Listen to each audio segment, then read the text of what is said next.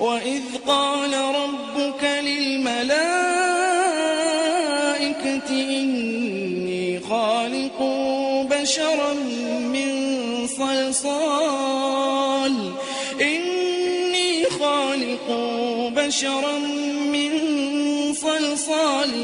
من حمأ مسنون. Assalamualaikum warahmatullahi wabarakatuh.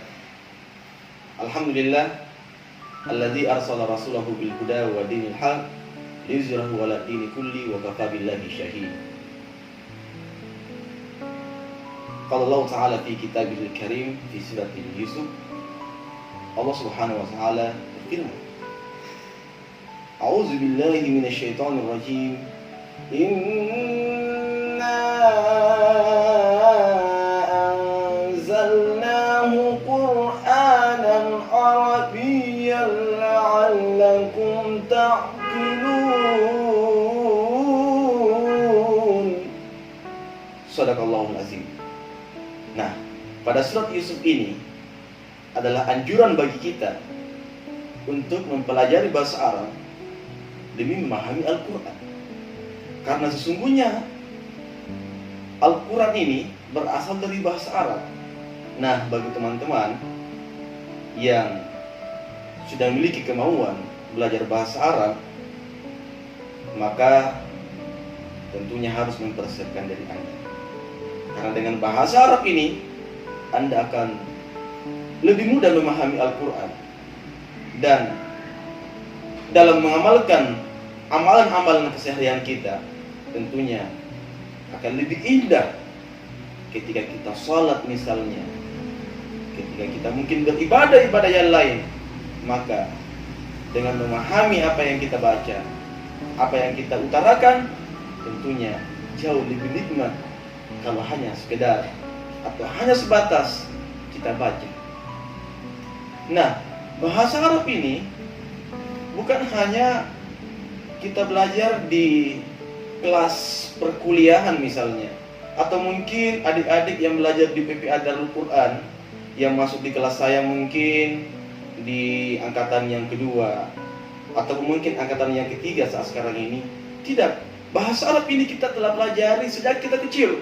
Contoh mungkin ya, belajar huruf hijaiyah, walaupun mungkin ada yang mengaji dan berasal dari kampung misalnya, ya dari desa-desa yang terpelosok mungkin. Nah, di sana sudah belajar bahasa Arab. Apa buktinya? Misalnya alif, ba, ta, ini adalah salah satu bagian dari bahasa Arab.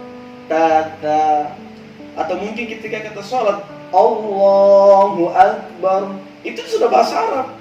Sami Allahu liman hamidah, Assalamualaikum. Nah, contoh yang saya berikan ini adalah salah satu bukti bahwa sejak dini, sejak pemula, kita telah mempelajari yang namanya bahasa Arab.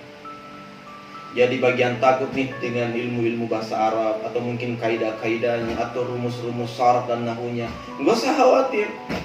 Insya Allah dengan kemauan kita ini, apalagi dengan dasar kita yang kuat, tentunya akan memberikan kemudahan bagi kita untuk belajar bahasa Arab ini.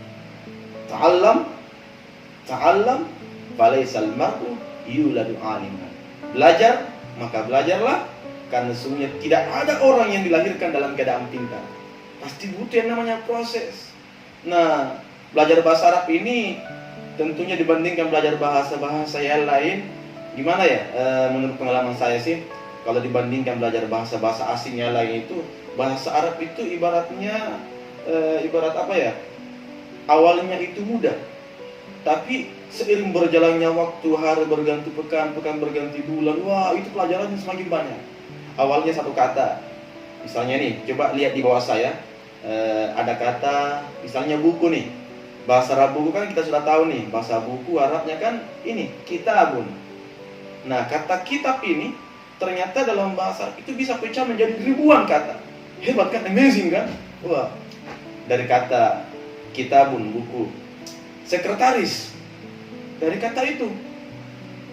Atau mungkin sekretaris penulis, katibun. Meja, maktabun. Perpustakaan, maktabah. Wah, satu kata. Bahkan dari kaidah-kaidah atau mungkin dalam ilmu sarafnya ini, kita ada wazannya.